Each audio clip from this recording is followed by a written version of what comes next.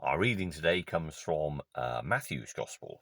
It's actually from chapter 24 and quite well into chapter 24, verses 36 to 44. The context of the reading is that Jesus has had the triumphant entry into Jerusalem. He's had various conversations with the religious leaders of the day who have tried to discredit him. And when they're leaving the temple, Jesus and his disciples have a conversation. We're told at the beginning of chapter 24 that Jesus' disciples call his attention to the beauty and splendor and grandeur of the temple, and how Jesus says, "I tell you, not a single stone here will be left in its place. Every one of them will be thrown down," which must have sounded unbelievable to the disciples. And so they ask him in verse 3, "Tell us when this will be, and what will happen to show that it is the time for your coming and the end of the age."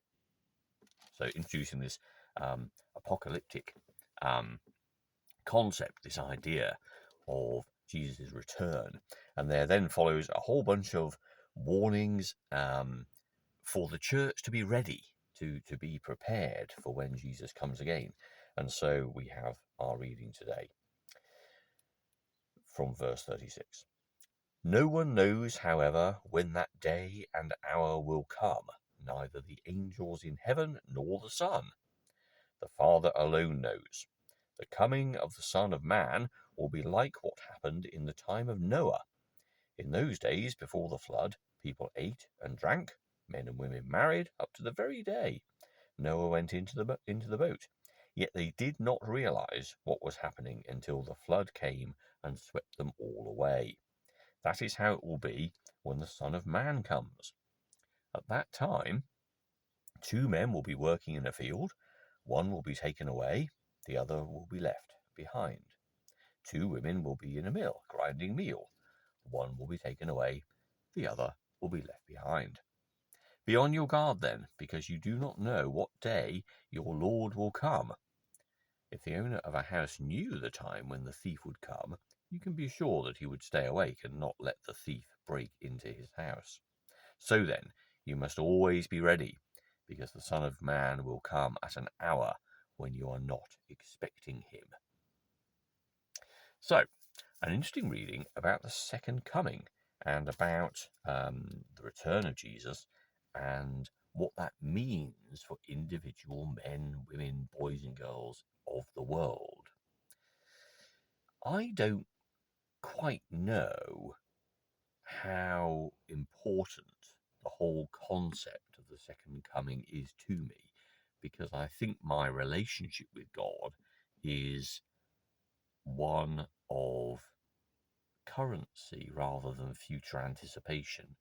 It's a relationship that demands my soul, my life, my all, as the song would say, in real time, and that there is an urgent need to do something with the grace that God has bestowed upon myself and everyone who knows God in their hearts, to do something with that here and now. The idea of an ultimate time when Jesus returns is something that's recorded in the creeds. And so as part of our organized religion, we sometimes say them. And it is part of our theology, this whole idea of a second coming.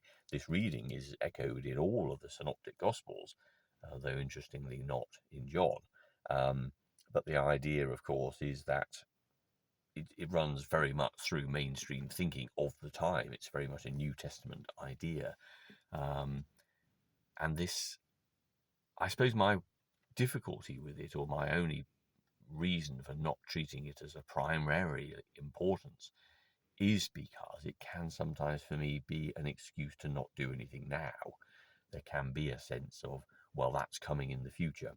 But and many people would feel that way and would ask that question. They would say, well, when is God going to make things better? And when is God going to put an end to fill in the missing gap? Suffering, warfare, conflict, hate, prejudice, division, etc., etc. When is God going to make all that happen? And that in the context of our reading, puts things in completely the wrong perspective. Because what Jesus is saying here in all of these different readings, and nicely typified by the idea of the owner of a house and a burglar, and the conflict between the two, and how if the owner knew when the burglar was coming, he'd be there, shows us perfectly that this is actually all about not being passive and waiting for God to do something, but rather the action, the activity of waiting is a very active thing. It demands action. I was somewhere very early on Saturday morning watching lots of people waiting for their Uber taxis to arrive. And those people didn't know when they would come. They knew because of the app that it would be a grey BMW Series 3 or whatever model of car it was going to be. And so they were very actively scanning up and down the streets, looking everywhere to see if there was such a car approaching, because they needed to be there and be ready and jump in. So their action of waiting teaches us something very much like the man and the burglar, that actually to be in an anticipation of something glorious coming and something useful and something valuable, something you want, then you are very active in that process. You're not sitting around just doing other things, going your own way. You are consumed and totally focused on that activity.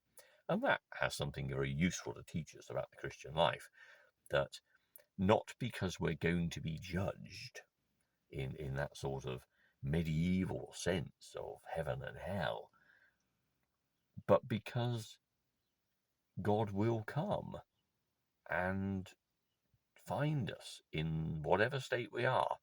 Now, I suppose for me, I don't find it a useful idea to think of that as being in some future time. I think it rather more about God finding us in every waking moment, in every second of our behaviour.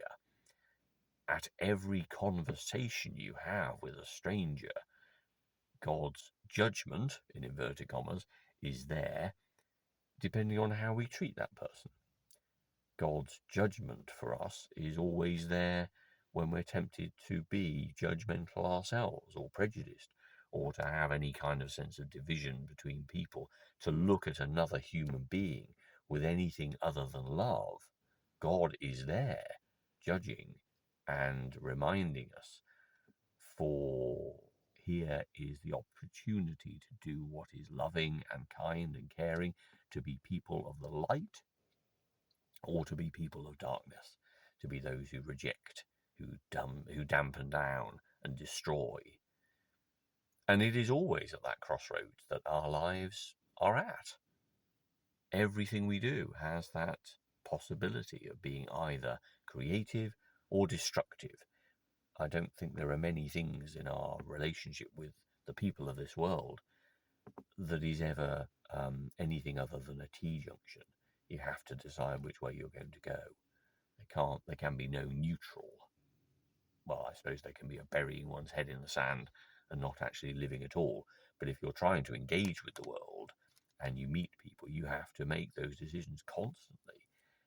And the priorities we put on the things that God has entrusted into our lives, our time, our wealth, our health, everything we're able to do, our hands and our voices, there is always a call to do what is right and to do what Christ would call us to do and be people of light.